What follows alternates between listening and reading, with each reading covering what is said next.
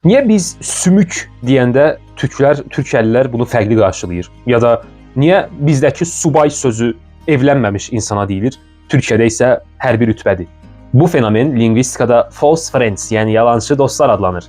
Ümumiyyətlə bu termin formal olaraq oxşar görünən, amma fərqli mənaya malik sözlər üçün işlədilir. Məsələn, İspan dilində embarazada hamilə deməkdir, amma İtalyanca imbarazzata, yəni utanmış, xəcalət çəkmiş mənasına gəlir. Ya da başqa bir misal, İspanca largo uzun deməkdir, amma İtalyanca largo geniş mənasına gəlir. Məsələn, burro İtalyanca kərə yağı deməkdir, amma İspanca eşşək deməkdir. Bu fərqlərin kökü orta əsrlərdə roman dillərinin bir-birindən ayrılıb müstəqil inkişaf etməsinə gəlib çıxır. Ayrı coğrafiyalar, fərqli mədəni təsirlər və gündəlik istifadə olunan sözlərin mənasının dəyişməsi və s.